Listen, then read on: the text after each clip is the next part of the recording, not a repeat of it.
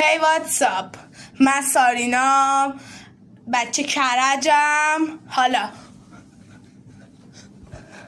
هی ستیم اومدم کل دختر خوشگله اینجا رو ببرم.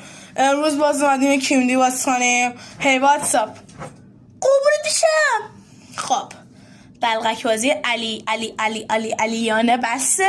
کیمدیه دیروز کیمدی صورتی بهمون خیلی نرسوند. اوکی فکر کنی لباس رونالدو پیدا نکردم. به عشق اینکه رونالدو پیدا کنم بچه ها آرزوم رونالدو پیدا کنم واقعا تا حالا در نیاوردم، شاید باور نکنید، چون من کیمدیام خیلی کمه، کیمدیام همینقدر. و یه سوال، این کارت ارزشمندیه؟ تا موقع من اینو باستم بهتر بزنم. بعد اصلا بچه من نه پیدا کردم نه چیز دیگه ای. قیچه من اینجاست. آرزوم یه دونه پیدا کنم. باز کردم نمیخوام ببینم تو شد. دوستان بچه اول به شما نشون بدم.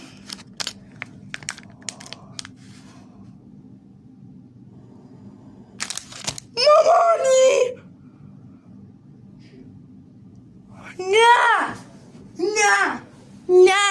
نه نمیشه واقعیه. صده رونالدوه الناس نرئاله. بچه ریاکت هم دارم سعی میکنم جلو خودم بگم جیغ نزنم ساعت، چون ساعت الان نگاه میکنم بهتون میگم بینی نگاه نکنید ساعت 2:30 شبه و نمیدونم جیغ بزنم. مادم تو اتاق دارم ویدیو میگیرم. مرسی فقطش پشت در چه میزد. این همین کارت دیگه هست بچه ها. اصلا برچسب بشم. داور کجاست؟ داور شکست. اشکال نداره. ما این رونالدو در بردیم. برچسب فکرم رونالدو. این فیگور برچسب اسکان کارتای خوبی سری در آوردیم. بچه اصلا دیگه بزنم بزنم بیدارن؟ آره 2 نفرشون بیدارن. باره داریوش کوروش بسوزید.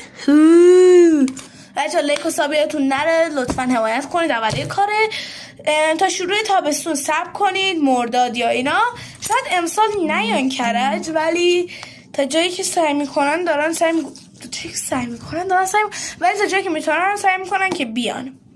منتظر ویدیو جدید باشید. سعی میکنم هر شب که ایدی بخوام. رونالدو ازت خدا